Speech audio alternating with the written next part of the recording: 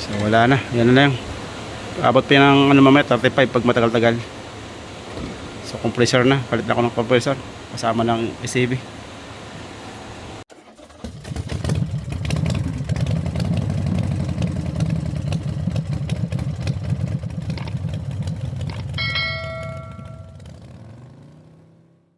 Hello guys, welcome sa aking Kia Torotrix. So share ko lang itong ginagawa ko ngayon. Bali aircon ng complaint nito ng sakyan na to. So bali ito yung ito yung sintomas pag mga SAB type ang compressor. Pag mga SAB valve. So bali kung makita sa gauge sagad ang sa low side, ito yung kulay blue. Hagad ng 120 sagad yan, pero naka-on yung compressor nito or naka-on yung switch sa loob. So ating silipin yung compressor kung naka-engage. Yan naka-engage yung clutch hub naka-engage siya, pero walang sagad. So bali ang issue nito ay SAB valve. Ito yung mga sakit na mga SAB type na compressor. So i-off ko yung aircon doon sa loob, yung switch ng aircon. Tingnan natin kung mag disconnect or mag disengage yung compressor. So bali ito wala lang lamig So naka-on yung compressor niyan. So ating i-off yung aircon, switch off ko. So ayan,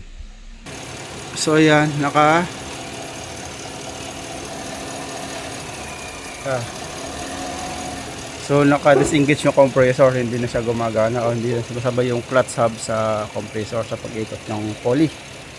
So yung gauge kanina sa 120, ngayon sumagad lalo. So lagay ko sa windshield tong gauge para makita na sa loob.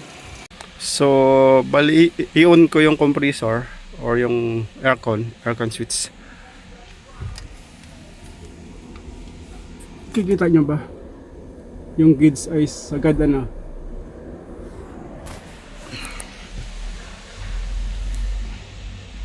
kabilang side ako.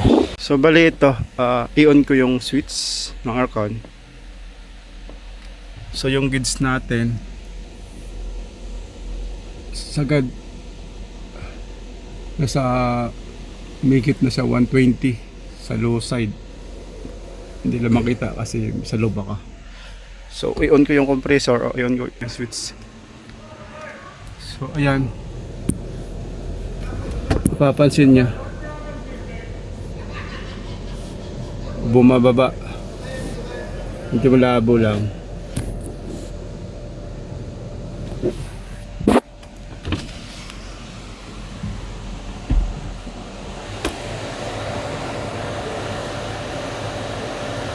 Ayan bumababa.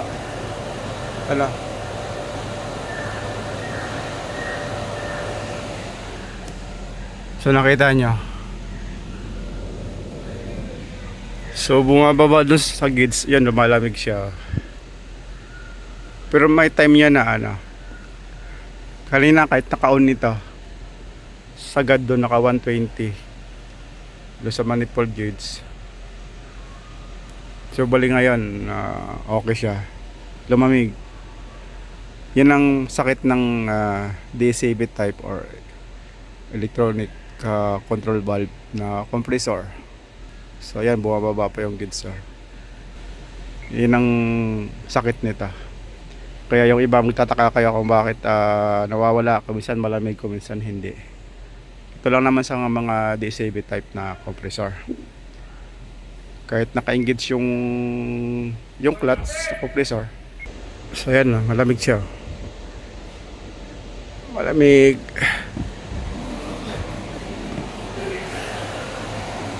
So ang reading natin sa compressor, ang reading ng naka 35 isa.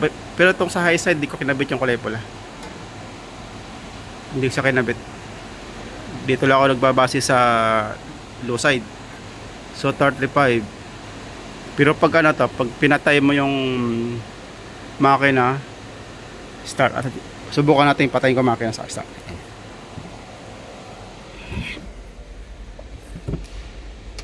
So, off engine. So may time na kasi ito na start. May time na hina natin.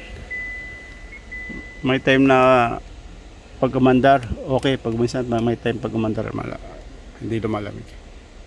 So ayan, wala na. Wala nang lamig. Hindi na malamig. So ayan yung gids, tumataas na.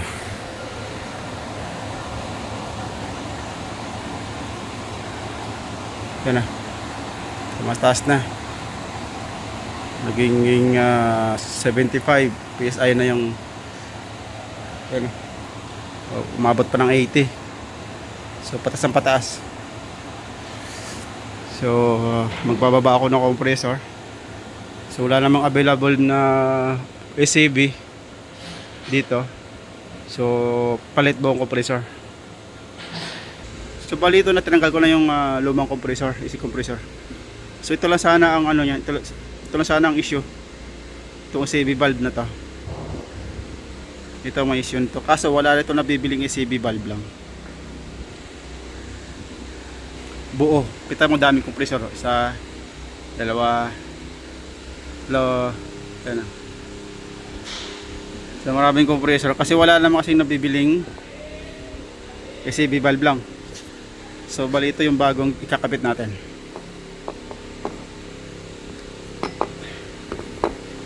Ito yung bagong compressor ikakabit natin. So mamaya balik tayo kayo pag nagkabit ko na. Bali so ayan, nagbabacuum na ako. So nagbabacuum na ako ng system. So bago na yung bago na yung yun na yung compressor na nakakabit, bago na yan. So binabacuum ko na lang siya para mamaya lagyan natin ng freon o ng refrigerant. So bali ito na yung kanyang charging, 35. So bali itong sa high side, itong sa high pressure gauge hindi ko na kinabit kasi wala kaming adapter na pang high side na malaki. Kasi ano to R1234YF itong unit ito, R1234YF. So bali malaki yung kanyang charging port nito. Malaki yung kanyang charging port sa low side saka sa high side. Meron lang kaming adapter ay yung sa low side, wala kami sa high side. So kaya sa low side lang ang merong gauge, o ito lang kinabit ko yung low side. So sa ngayon na 35 yung kanyang charging. So malamig ito sa loob. So balito na yung lamig niya sa loob. Masyadong malakas lang yung blower, so hininaan ko. So 13.